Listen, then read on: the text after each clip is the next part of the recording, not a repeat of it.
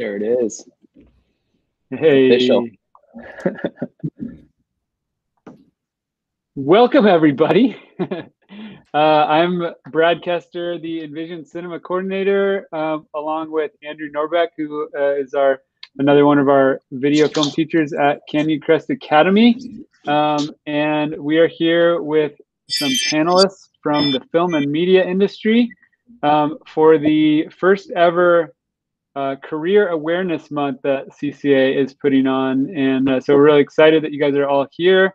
We have a huge group of cinema conservatory people here, plus some others from our CCA community. So welcome, everybody. Thanks for coming out. We're excited for our discussion today. So to introduce our panelists, we have Peter Csathy, Hannah Houts, Grace Condon, and Kia Zomorrodi. And I'm gonna let Andrew do a little introduction, help me with some of the introductions here. Yeah, excited to have such a lot of people here and a lot of different perspectives. And I just want to start with Peter. And Peter runs creative media alongside Creative University, which connects high school and college students with internship and mentorship opportunities in the multimedia industry, kind of whatever sector you're interested in. And he has just an incredible, extensive background in new media technology, as well as business entertainment law. I hope I got that, Peter, but it was really impressive reading through your resume. Yeah, there we go. It seemed like that's how you got started. So I'm excited to hear kind of your journey to where you're at now. So, but thanks for being here with us. Yeah, first of all, great. It's great to be here, and love CCA. Love CCA and love what you guys are doing in the program. And it's outstanding. What you guys do is great. And by the way, just one thing, also doing this career day, I think is really, it's a great idea. Thanks, Peter. Yeah, huge thanks to our counseling team and our College and Career Center for organizing this whole month. A bunch of panels are happening, so it's a really cool event. Our other three guests are all CCA alum who have been through college at this point and are all working in different areas of film and TV. So Kia Zomorrodi is, and I hope I'm saying your last name correctly. That's it. Nailed okay, it. Perfect. Kia was here just before I started working at CCA. But he now runs his own video production and advertising agency called Bacon and Eggs Media. Grace Condon is a former CCA-TV host, former host of the defunct CCA weather segment. Tragic loss, in my opinion. And Grace is a writer. She has worked on a couple Netflix shows, including Mr. Iglesias, as well as the Netflix show Atypical, and has also been involved with some sketch comedy and other cool comedy stuff. And Hannah Houts works at HBO Max doing development in their nonfiction and unscripted content division. And happy to say Hannah is also a former CCA-TV host and former CCA-TV sports host before that. So welcome. I kind of forgot about that. I think I might have blocked it out, to be honest. But super great to have you guys, and always fun to see to have our alum come back and say hello. So I wanted to get started with just a kind of general question to all of you guys, and maybe we can start with you first, Peter. But can you tell us just a little bit about your job and how you got started? Yeah, it's hard to tell a little bit about my job today because I dabble in a lot of different things, but I'll tell you just really quickly about my journey. By the way, first of all, like I'll start with the lead, which is networking is like the most important thing about landing your first gig and internship, whatever it may be. And so now that you know who are grads from CCA and the positions that they hold, now you can go out and reach out to those guys. So it's networking is the number one thing that you guys, one of the things you should take out of this. But I've been in the media and entertainment and tech world for 30 years, long time. Started off as an entertainment lawyer. Graduated from University of Minnesota undergrad, went to law school, and I didn't really have plans to be a lawyer, really, but I thought that would be the best entry point into the media business. And so ultimately I left after about 4 years of practicing law, went to Universal Studios, became a business affairs guy at Universal and New Line Cinema. That means you're negotiating deals like motion picture deals, television deals, that sort of thing. And then after doing that for a number of years, I became a serial entrepreneur in the media tech space. So like technology driving new ways for media consumption, including music and video. So I was doing that for a number of years. And now I've been an advisor and connector for the last several years. And that's what my business is today. So I'm involved in a lot of different kinds of things. I think, Hannah, you're at HBO Max. So like Jenny Morris, you know Jenny over there. Jenny, I love Jenny. Jenny's great. So Jenny was a guest of mine on my give back called Creative University, that if we have a second at the end, I'd love to talk about that. Oh yeah, I was going to ask you about that. Maybe you can just give us a quick blurb about what that is when you're done speaking here. But yeah, I definitely wanted to get into what that's all about. Yeah. So it's really like my wife asks me what I do. It's really hard to kind of describe because I'm a deal guy. I'm a connector. I do some creative stuff. So I'm a writer and journalist for different publications like Variety and Billboard, and a lot of passion driven stuff. And then Creative University is a give back that actually my wife and I started, and Luca was one of the founding, my fine son there. In this Hollywood Squares like sort of setup. Luca and my daughter helped start this thing, which it's meant to be for you guys, students who are college students or high school students who are passionate about getting into film, television, music, whatever it is, especially during these crazy times when it's very hard to network, to have a place where I bring some of the leading figures in media and tech, and some are like Jenny Morris was a guest.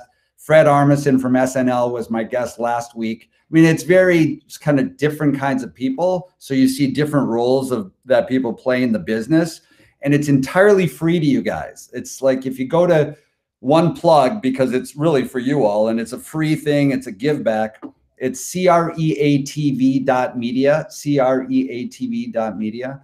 And I'm very fortunate to just be able to get some great people across the business coming in to tell their stories and give their advice to you guys.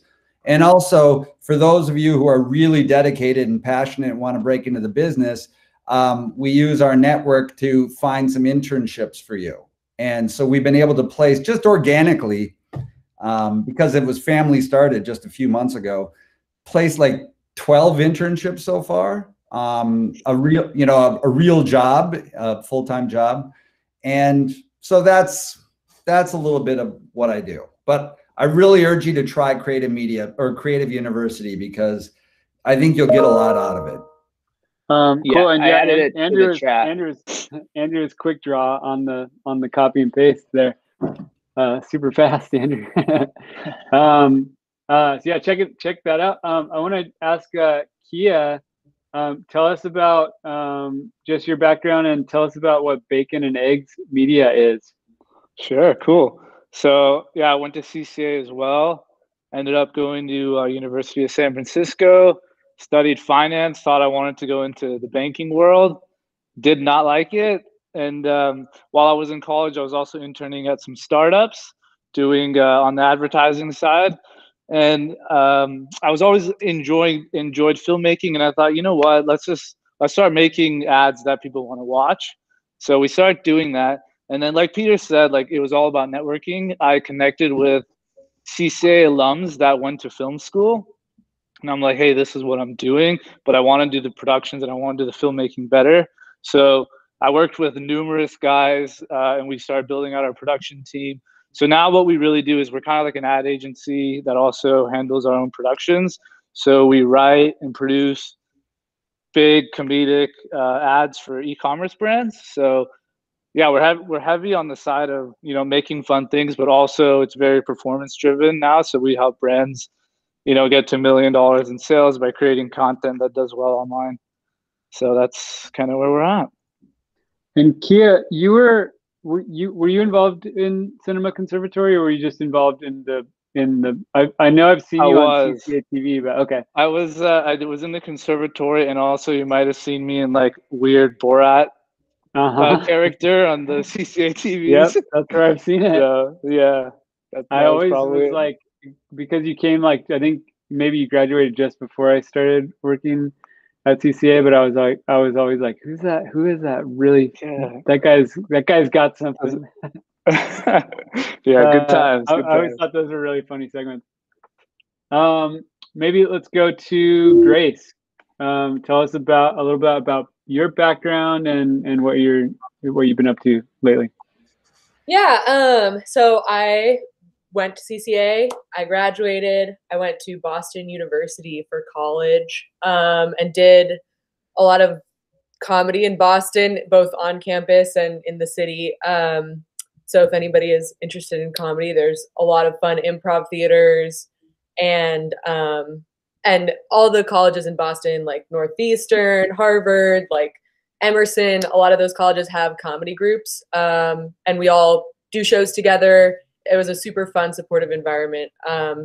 And so, yeah, so I did a bunch of stuff there, and then I graduated and moved to LA, kind of just hoping to get a job. I did a couple internships, like in post-production and stuff like that, and with the news when I was in Boston. So I moved to LA with that kind of minimal experience, and then I very luckily got a job as a writer's production assistant, which is a great path if you're interested in learning more about the writer's room, and want to get involved in as a starting out path. It's a great way to learn more about how the writer's room functions and operates. And I was able to kind of dip my toe in without, like, I don't know, having the pressure of like, I'm a writer now and I have to like deliver scripts, and like, it's kind of like going to grad school without going to grad school. In a way, it was kind of like my little post-grad education. So I did season 1 of the show Mr. Iglesias, which is on Netflix, as the writer's PA. And then we got picked up for season 2.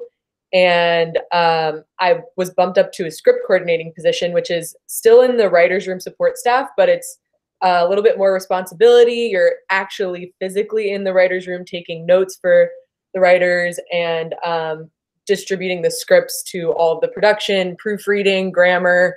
A lot of my job was like learning technical writing skills, which I know when you're like being creative, you're like, I want to do all the goofy stuff, but it was a really good education in like learning all the nitty gritty writing an active voice, things like that. And then I wrote an episode of Mr. Iglesias. And then after that, I worked on Atypical, which was a virtual room in the pandemic. So I mean, that might come up kind of too, like, what. Yeah. I want to look like. Yeah, I'm curious how that has affected like kind of all of you guys. But we'll come back to that. But yeah. So anyways, and now I'm here. What is and I also want to come back to just that idea of the writer's room, which is big on like TV, and maybe looks a little bit different than other types of writing for like feature films or something like that. But we'll come back to that. Hannah, you want to give us a little background on what you do now, and what sort of led you there?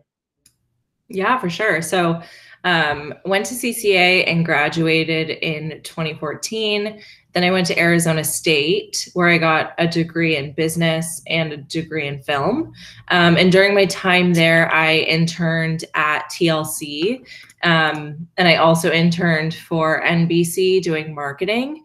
And basically, like, I had no industry connections, but I basically just reached out to people cold and was like, hi, I'm just a student. I'm looking to learn. I'm really passionate about this space. And more people said yes than you would think. So that's how I got my NBC internship in marketing. And then I was like, I think I want to be a little bit more creative. And so there's this department called development, which I had no idea even existed. I knew I wanted to work in the industry, but I had no idea how any of it worked. So I was like, oh, I want to do that. And I really like unscripted TV the best. Like, that's what I watch the most, like reality shows and documentaries and docuseries. So ended up connecting with someone at TLC who gave me an internship. And in the development group, what that is it's the group that decides what shows are going to go on the air. So like basically, long story short, production companies will pitch the network and say, we have this great idea for a show. And then we say, oh, we really like that. Here's some money, go make a pilot, or we're ordering 8 episodes, or, we really want to see the format, on paper, and that's what we're going to pay you for. So I worked on that team. And when I graduated from college, I went to work at Creative Artists Agency, which is one of the big agencies in LA. And they're basically like the hub of all the sales that happen every time a big actor gets put into a film or a TV show. The agencies are behind that. So it's really like the mecca of business. So I worked there for a year and a half in the unscripted department.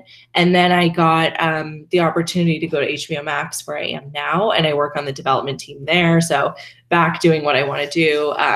And I've been an assistant now for like 3 years. So that's kind of like the traditional path, is you have to be an executive assistant doing like answering the phones and scheduling meetings, like pretty much what you think of Hollywood as being. It's like, that's kind of it.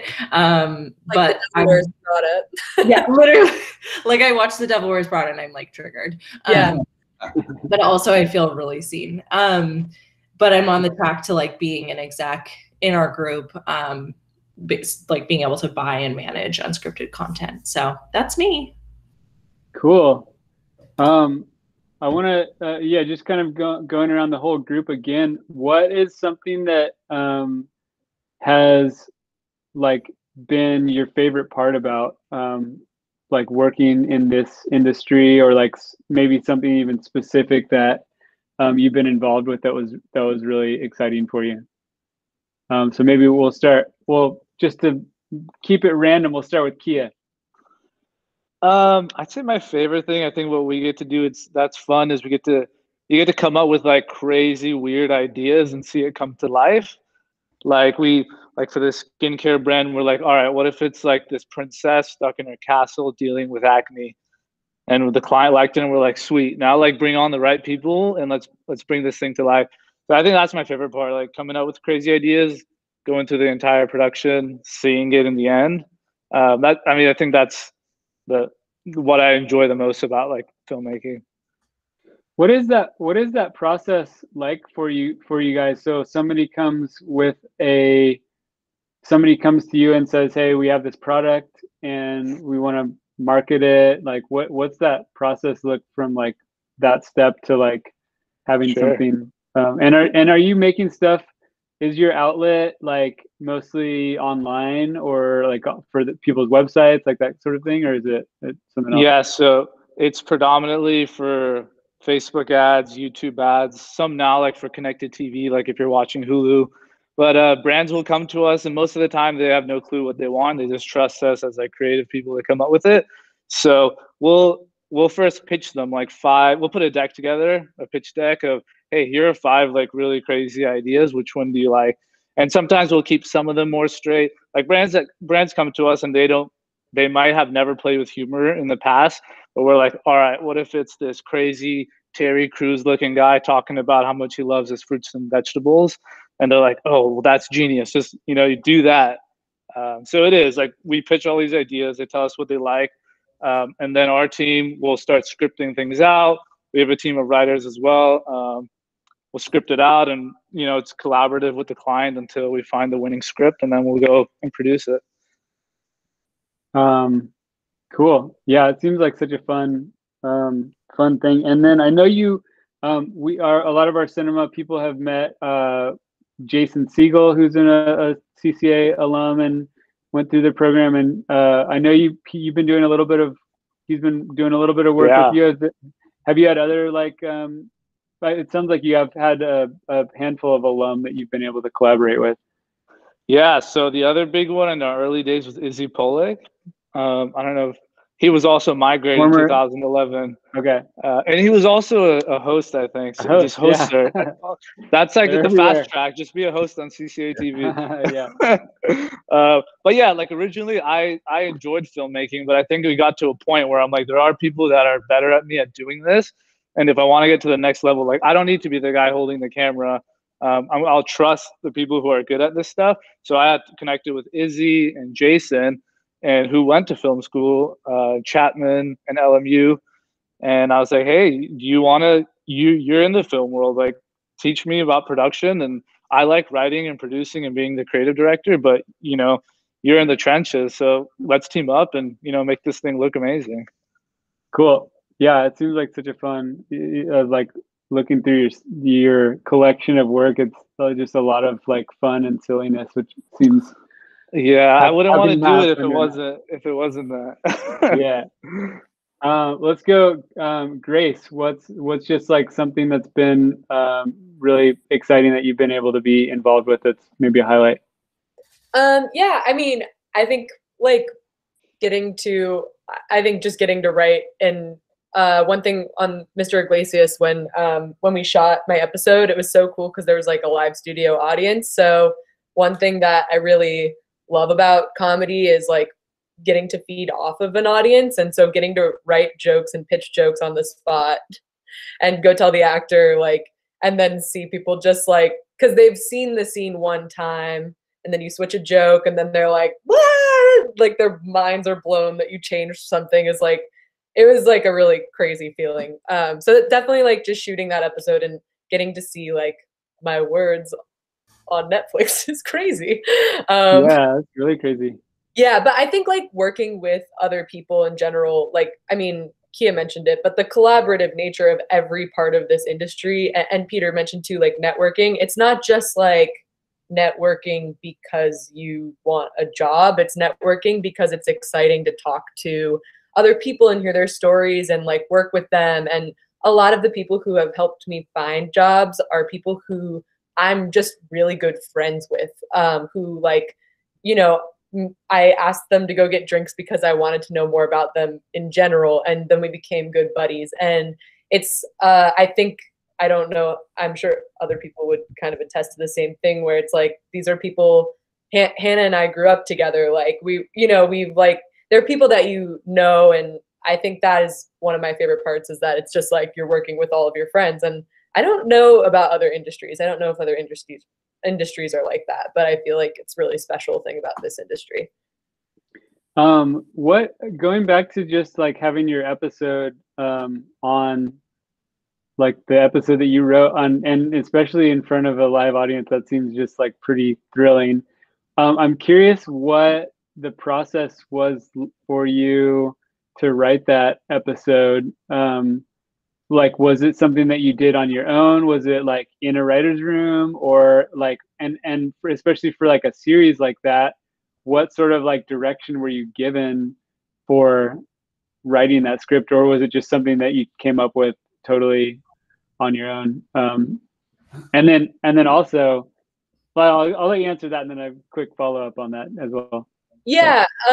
So I'll preface this with saying that every writer's room is different. Comedy and drama are super different, just in terms of how they're led. And so I've been on this show from the get-go. I was 22 when I got my first job on it. So I think like there was kind of I have a relationship with the showrunner is the person who like is the head writer or the person who leads the team. So they're kind of like the boss. And some showrunners are super hands-on. They really are super specific about every detail. They tend to over edit everything that you turn in. Other showrunners are a little bit more easygoing about it. They'll give you some instructions and then you just kind of go off and write. And some showrunners like to do everything as teamwork. So they'll give 2 or 3 writers the chance to go off and write something and bring it back, and then we'll all talk about it as a group. And I think that our room for Mr. Iglesias was, I would say, the 3rd one. And I think that what was so cool about that was that everything was, I wasn't precious about anything. Like, you know, people would pitch a joke and it was like, if it doesn't get in, it's not a big deal. We all made each other laugh. And so I think that that was a helpful lesson for me along the way. But to answer your question, our showrunner would assign a group of us to go off and write like an outline together. We would come back with it. And so we did this for all, I think there's 10 episodes in the 2nd season, or maybe there's 12. And so it was just a process of doing that for every episode. So the truth is that every episode has like, you know, little jokes here and there that some of us pitched and got in and stuff like that. And each episode was made pretty much in the end, I would say everybody has kind of a hand in each episode, or a couple of jokes or a story idea that they pitched or something like that. So I was script coordinating, and I just asked my boss if it was okay with him if I pitched a couple of ideas kind of like unofficially, and stuff started getting in. So then he assigned me the last episode, and my friend Zach and I wrote a lot of it together. So yeah, and my friend was working on the show, I should specify. So we were assigned as part of the writer's room. Cool. And then, yeah, my follow-up question to that really quickly was just when you were doing like kind of like altering it on the spot based on like audience reactions, what was that process like? And was it just like, how many takes would you go through? And would you just like do some that were just like wildly different? And I'm just curious how that went. Yeah, so the way that multicam works, and I know some people think like, oh, it's laugh tracks. Some shows do that. Our show didn't, because our star is like a stand-up comedian, so he liked to have the live audience there.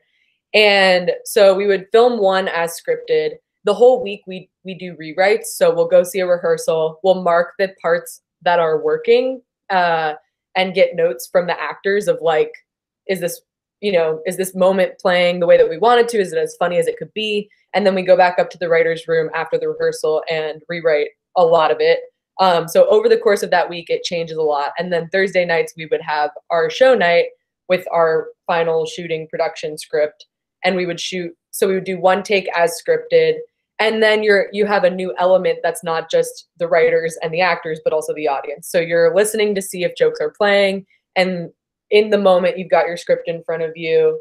While you're recording, you're kind of off to the side in this thing that they call Video Village. And you're marking the spots where the jokes could be funnier and earlier in the week, you kind of get a sensibility for like, is this going to work with the audience or not? Because you're watching it. And so you might have some ideas of like, that area could use a couple of jokes. And I would go in because I have improv brain, but also like, I like to be prepared. So I would go in with a couple of jokes ready to go to pitch just in case they needed them. And I didn't end up pitching all of them for sure, because things move very quickly and there's 12 writers that are trying to get the head writer's attention to go in. And then the head writer will go in and tell the actor while they're moving the cameras and stuff and say like, hey, you're going to say this instead of that. You make sure the actor's got it and then you retreat back. So it kind of happens really, really fast, like in 30 seconds.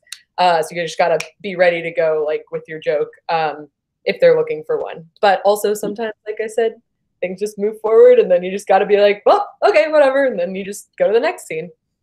Yeah, I think that's interesting. That's something I always try to do anytime I have like any sort of creative endeavor that I'm trying to do, like, or if it's like a class or something that I'm taking, I always try and keep like kind of a list of ideas that I can have like ready when they come up. I think that's a really good tip. Yes. Yeah, totally. Always be prepared. And I know it's like tiring sometimes, but the more prepared you are, the more professional you can come across. And sometimes everyone who's supposed to have the ideas, everybody comes up dry, and then they're looking around like, does anybody have anything? And if you're the person that has it, that's kind of how you start to, you know, up the ladder. That was totally the case for me. So I would recommend coming prepared. Cool. Peter, something that's been exciting in your long career, in which it sounds like you had something pretty exciting last week, Fred Armisen. But yeah, highlight for you that you've been involved with. Yeah, look, I think that first of all, the business is just fun. It just is. It doesn't mean that it's not a lot of work and there's not a lot of frustration, but it's a great business. It's just always interesting. It's ever changing. And so it's not like the kind of business where the rules are constantly open to like new rules, because there are no rules. So one of the things that I'm actively involved in is how technology has been transforming the business on the video side, music side, all of these kinds of things. And so like from a production standpoint, you can see things that like get me excited. Luca told me about how The Mandalorian was being filmed with a different kind of screen now, where like 270 degrees, I forgot what they call it, but where it's— Yeah, I know what you're talking about. I saw a little like write-up on that too. Yeah. Yeah, and it's like transformational in terms of production and the cost of production and just the logistics of production. So that changes everything from not only a creative standpoint, but also from a business standpoint. And, you know, one of the things I want to mention, and I think the focus here is more on the like creative production and film, but because of the ever-changing nature of the business, there are no rules on the business side either. Like those are constantly changing too. So just like Netflix or HBO Max is changing the way that we're watching our films, that means we're paying in different ways than we used to pay. And that changes the business and how deals are negotiated and all of that. And so for all of those who are out there on the creative front, just on the pure creative front, what's really cool is that there are no rules in terms of what it means to be like producing a video project, as an example. You can be, in the past, like when I was a younger guy, you'd have 30-minute sitcoms, which meant 22 minutes of actual writing time and production. But now you can have films, you can have television, and the lines have blurred with them. Then you could have short form content, and you know, it's like, so it's anything. But on the business side, think of that as being creative too. And that's what's really cool, because the rules are always changing and you're making them up as you go. You have a lot of creativity in terms of how you can make things work and how you can finance projects and all of that. And that's all really, really cool. Like, it's really interesting. And so I think for those of you who just want you know, everything you hear about the business is true in some ways. You know, it's really exciting. It's ever changing. You can bring a lot of creativity to it. The kinds of things that we're talking about, like networking, is so important. I think maybe Kia, it was you. Somebody said something about how you thought you were going to be more on the like production side, but you changed your mind as you saw what your strengths were, weaknesses were, or whatever. Yep. And I think that's so true. Just from some advice to people is that like getting your foot in the door in some way, you may not think it's the perfect gig, but the most important thing I would say is establishing a relationship and proving yourself, like really working hard. So the person who you've established a relationship with will go to bat for you. So like, that's one thing that's, I think, really important. And don't feel, you know, you're hearing the different paths here. Don't feel like you need to have it all figured out either, because you don't. And you kind of go into something and then you bob and weave and find a path. And then just finally, to answer your question directly about like, what's the coolest thing or most exciting? And it's something else that somebody said, which is you can connect with a lot more people than you think you can. You know, a lot of times you feel like certain people are unapproachable, but that's because a lot of people don't try. And one thing I found is that if you try, yeah, you're going to get a lot of no's, but you're also going to surprise yourself with the number of yeses you get. So like for me, what's really cool is that I have some favorite artists, like music artists that I grew up with. And one example on the music side, like Devo back in the day. I mean, you guys don't even like Devo, but you know the song "Whip It." Well, I ended up doing getting to know the band and doing a big deal with Devo about a year ago, and that was really cool for me. It wasn't my biggest deal, but it was a cool deal. And like Fred Armisen being on last weekend, Fred Armisen is like one of my and my family's favorite guys from a comedy standpoint, because he just comes up with crazy stuff. And so I reached out to him through my various contacts, and he jumps on the show that I'm producing for, students about the business. And like, those are the kinds of things that just keep it fun, and that's why I do my writing too. It's because it keeps me fresh. I have to be forward thinking about where the business is going, and I get to write about it and tell the stories about it, and hopefully, bring some nuggets of wisdom to others. Yeah, and I think it's a good point about especially at this level, we're focused on like honing your craft and your skills as a filmmaker, whatever you're creating. But I think that is a really important part of it that like so many artists overlook, is like, how do you make how can you have a career and continue to like support yourself doing this and like create opportunities. And I think a lot of people don't necessarily think about being creative on the business side. So I think that's a really good point to bring up. Can I say one last thing that I think Sure. is really important? Whether you're on the creative side or on the business side, it's critical to understand the technology and how that's evolving. It's not like in the past where you could just be a creative or just be a business person. It's, you have all the big technology companies have become media companies like Apple and Amazon, and AT&T is the owner of HBO. And then you have the big media companies that are trying to survive and thrive and do something, evolve in this business that's increasingly tech driven. So all of this is coming together. It's the left brain, right brain stuff.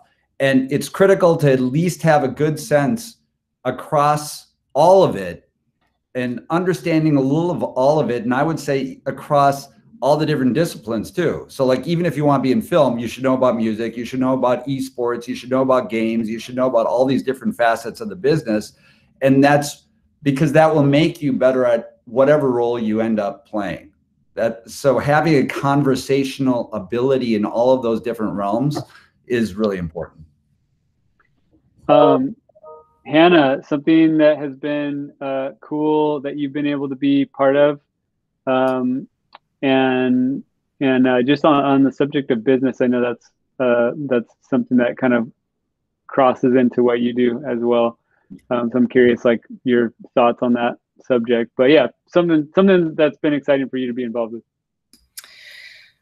I think overall, the most exciting thing is seeing a show come in the door as one thing, and it's just a pitch, and even like seeing that pitch and then going all the way through to the final cut and seeing, the audience is now seeing it, and you saw it first, you were there first. And like getting to give notes on cuts is really cool. So like, the cuts will come in, like for each episode, there'll be a rough cut 2, fine cut, locked cut. And so it's cool when I get to like give a note on something, and then I'll like make my boyfriend watch it and be like, look, you see that right there? Like, that's because I gave that note. It's kind of what Grace was saying. Your words, writing a script is like much different, but I'm like, I gave that note. So that's kind of cool. But also just to flex on the classmates here, I have met David Dobrik, which was really, is he cool? I don't know. I think he's so cool. I've met like a lot of like cooler A-list people, but I thought he was like the coolest. And I've also met a lot of TikTok people like Charlie, Addison. Like, we're not friends, but like I did meet them.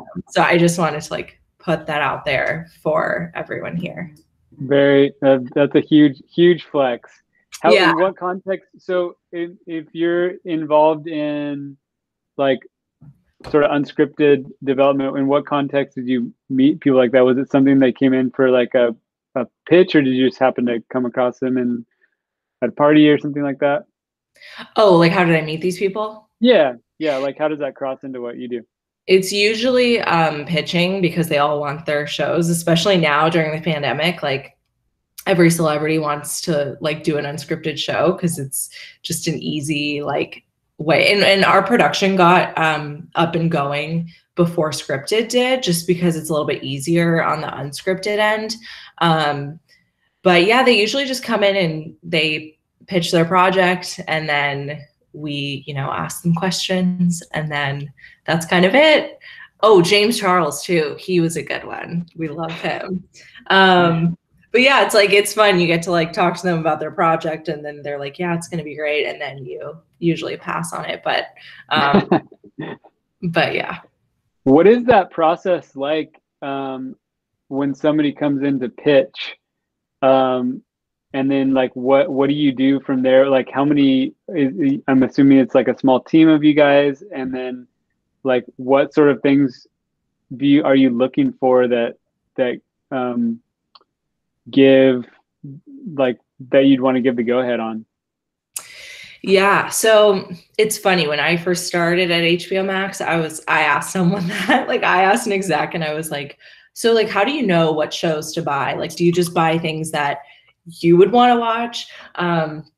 Because if you work for, like, if I were to work for like Discovery Channel, it would be, a different, I wouldn't be programming for myself. I'd be programming for that demo. So the process is, usually it's a little more complicated than this, but someone reaches out, whether it's a production company or an agent who represents the production company, and they say, hey, HBO Max, we have a project that we want to sell,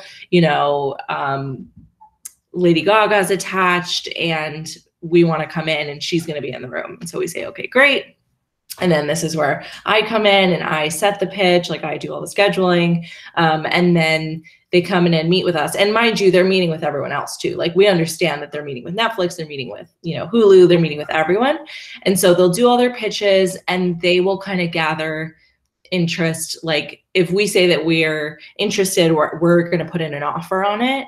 And then they like leverage their offers and they, decide which place to go to. But on our side, when we're debating like whether or not we should pick it up or not, there's so many different things and there's no like formula for it. Otherwise, like we wouldn't have a job, because it is very like nuanced and we're thinking about a lot of things. Like, do we have the money for this right now? Do we, like, does this align with the other shows on our platform? Is it something we haven't seen before? Is there big talent attached to it? Which doesn't necessarily mean we'll buy it or we won't, but that does help sometimes. Does it fit our demo? Is it entertaining? Would we watch it?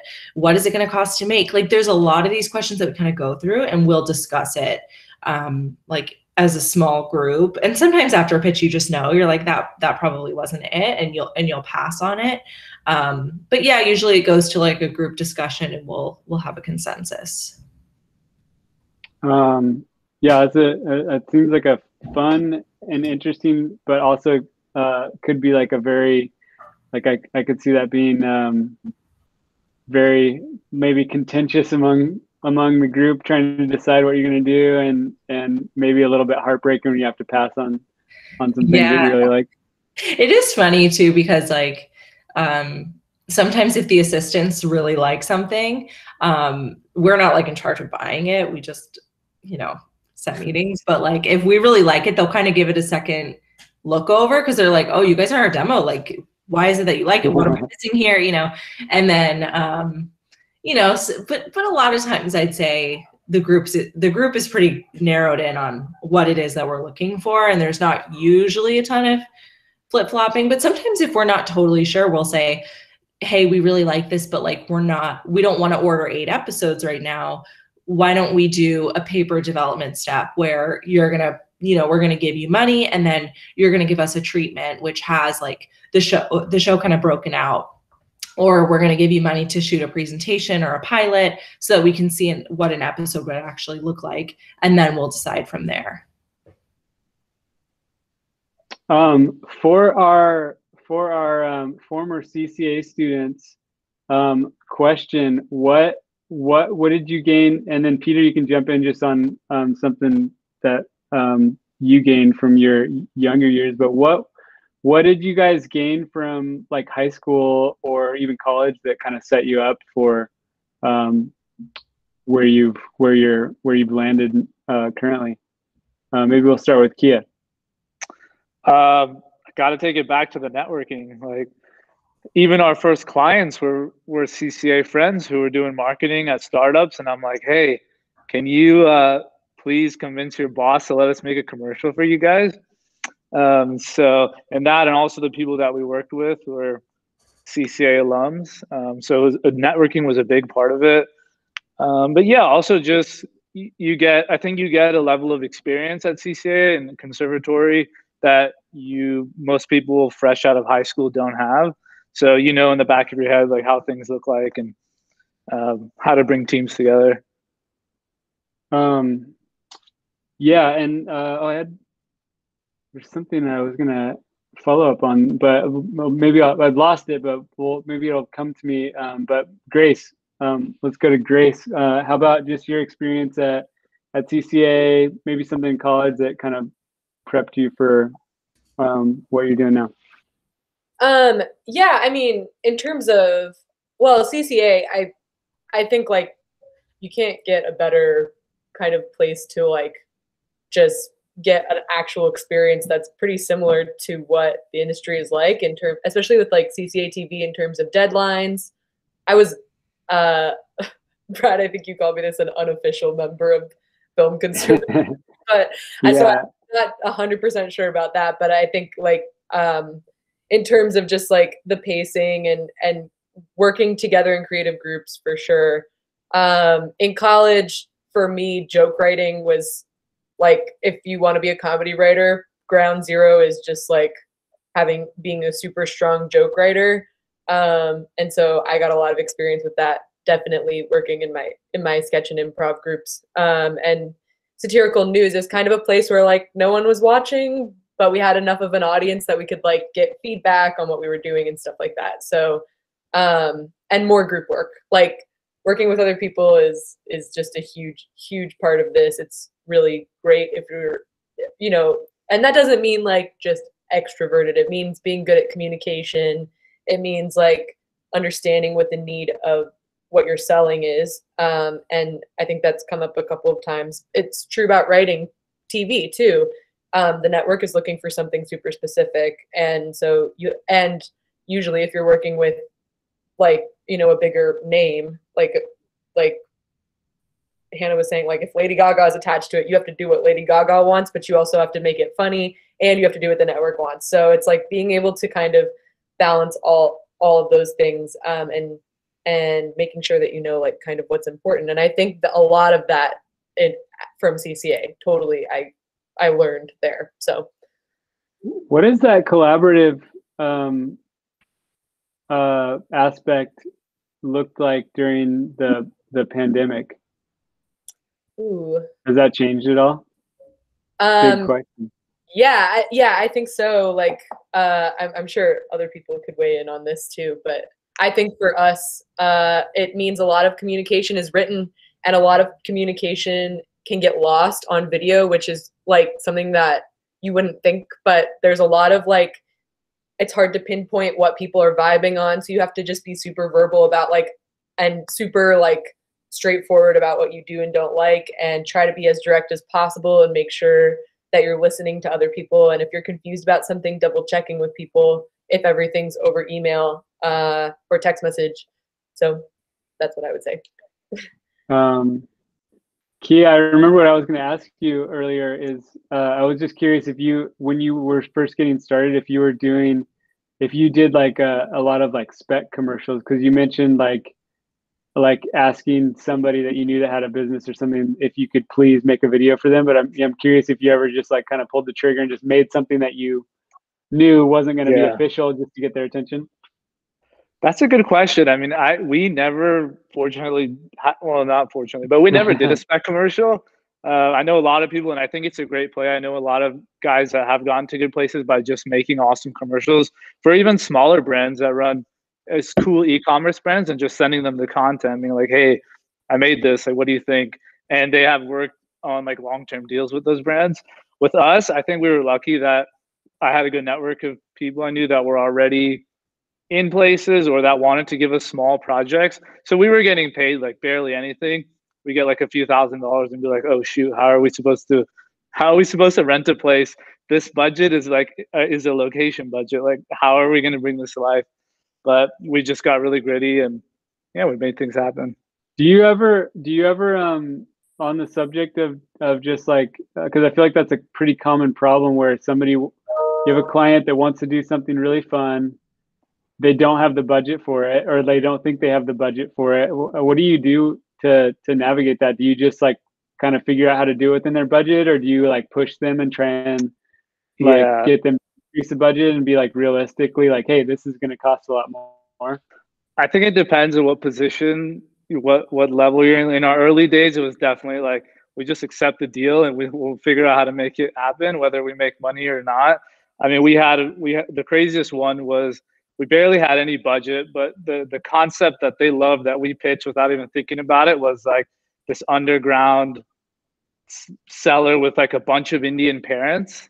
It was just for this Indian dating app, and the whole concept was like it was this underground room where Indian parents bid on like suitors for their daughters.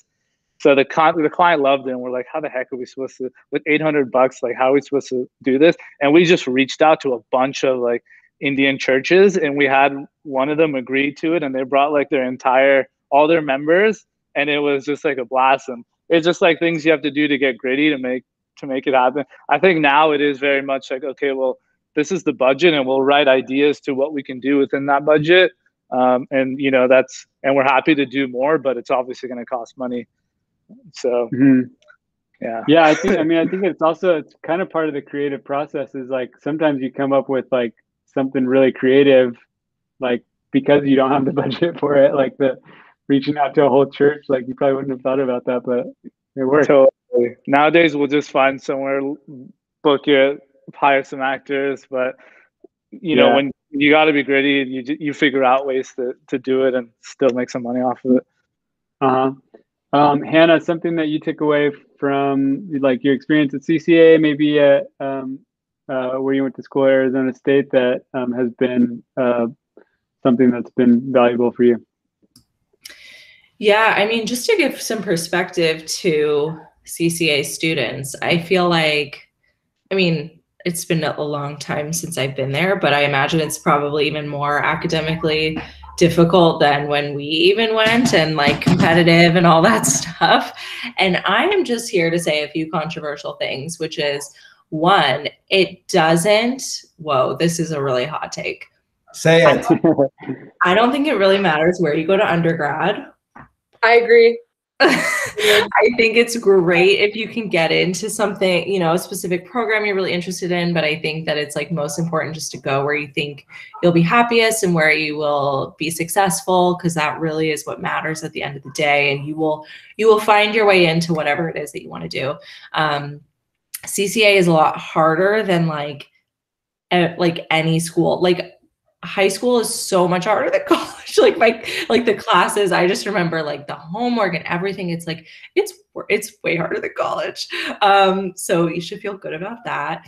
And also the student films at CCA are amazing. Like looking back on it, it's like you guys do such amazing work. Like it is on par with any college student film that I've seen. Seriously.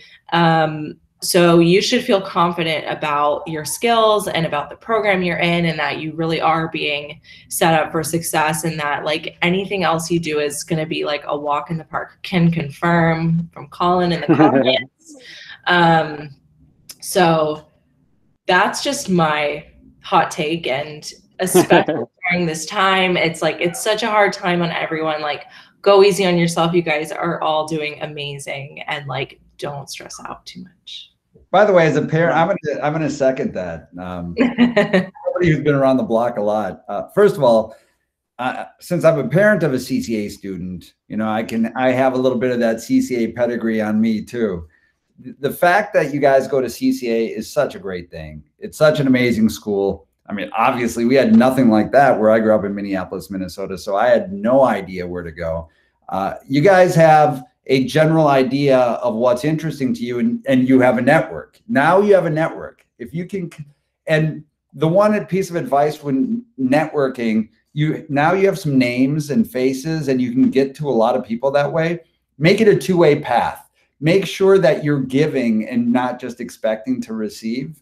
But like the CCA is such a head start for you. And I completely agree that there's no one right path way to do it. You guys have enough pressure on you. Follow what you love. Go for what you love. Don't feel like you need to accomplish a certain thing by a certain age. You know, just kind of go with it a little bit. And then I have a question for all of you who have been graduates. Since I have a senior who's looking at schools and colleges right now, how important do you think film school is? I think I know the answer based on your answers, but I'm curious to get your thoughts. So college, like, you know, a film school as opposed to a more general undergrad degree? I think it depends on maybe specifically the role and what, I mean, I work with a lot of people that either both, I think on both spectrums. I obviously didn't go to film school and I'm pretty happy with the path I took, and I enjoyed my experience in college. And I wasn't constrained to just doing film, but a lot of people I work with, I think the big benefit I see in people who go to film school is the networking. Because a lot of times if we hire a DP that went to LMU, he'll try and build out his crew that are also a lot of people that went to LMU. So it's a good networking, but I also know people that are just friends with these guys, and you know, they're part of this LMU film crew. So I think if you enjoy it, maybe you go for the fact of you really enjoy the filmmaking aspect, but I don't think it's at all like a requirement to make it in the film world. Yeah, how about Grace and Hannah? I think that it really just depends on, like Hugh was saying, it really just depends. I think that you should, if you know, go, I don't know what my feelings about this are. You had a very like liberal arts. I did film and television, but I studied a bunch of other stuff too. And I know that I've talked to a lot of people who went to like USC and they took a lot of just film classes, or Chapman took a lot of just film classes. So I think it depends on the program. And I think that there's a, you know, I think that if you love production and you really want to do production and that's what you want to spend all your time doing, then you should go for it. And you should, you know, apply for film school and see what happens. But I think like Hannah was saying, like, I think there's a little bit of a pressure of like, that this is the only way to make this happen. If you have other interests and other passions, there are other things that you can do at the same time as pursuing this. And you shouldn't feel like you need to like let go of those just because everybody's going to USC or whatever. So yeah, that's what I would say. I'll wrap it out with a hot take again if we want. Oh, please. We're all dying for it. And a flex. I'll do a flex and a hot take. Even better. This is so out of pocket. I got into USC Business School. There's my flex. But I did not go because I was just like, I can't spend $250,000 on undergrad. Like, I just can't do it. And everyone was really surprised. I was like, I actually prefer to go to Arizona State. But that's just because I felt better there, and I've still made it out here, and I didn't have any debt, and like that's just what worked for me.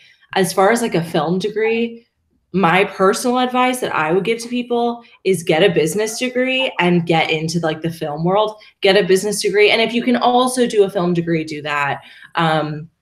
But I would say you don't need a film degree, and therefore like you can't go do something else necessarily with a film degree, but you can do film with a business degree.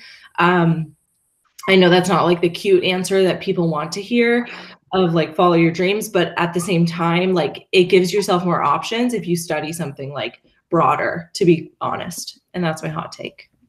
I like that hot take. I think it's a good one.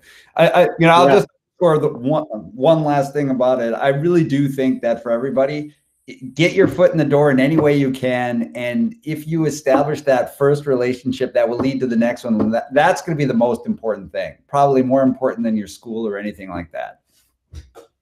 I think that's a wonderful place to end the conversation. I want to say just a huge thank you for our guests, Peter Csathy, Grace Condon, Kia Zomorrodi, Hannah Houts. Thank you so much for being here. Check out Peter's creative media, creative university. You guys check it out really Bacon and Eggs. It's for you guys. It's for you guys.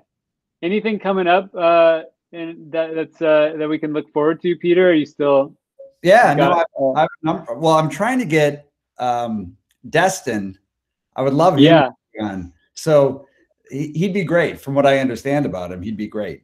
But let's see. I have the head of brand strategy at YouTube who's going to be on in about a week, and he's a really cool young guy. Like obviously, very senior position over there. So that'd be the CEO of this isn't media related, but CEO of Booking.com. You know, where we book all of our flights and everything. He went to law school with me, so he's going to be joining me. And a couple other. One thing that would be really cool. Just booked it. Synthetic media. I don't know if anybody's ever heard of synthetic media, but it's going to be transforming Hollywood.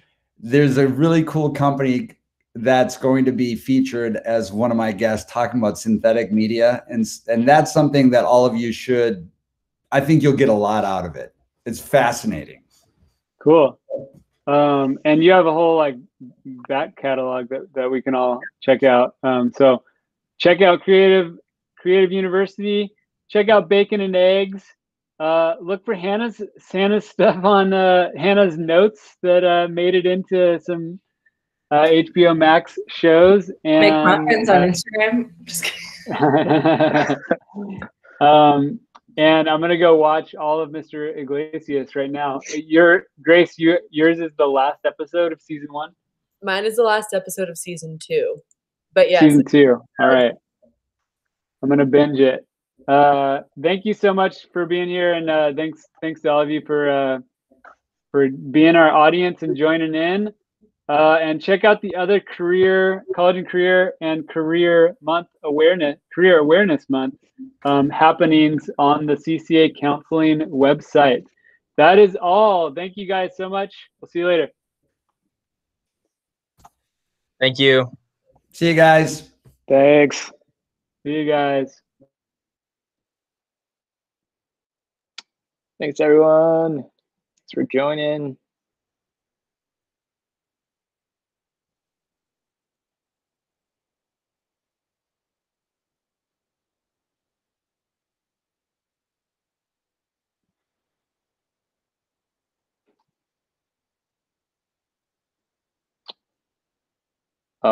Hey, Brad.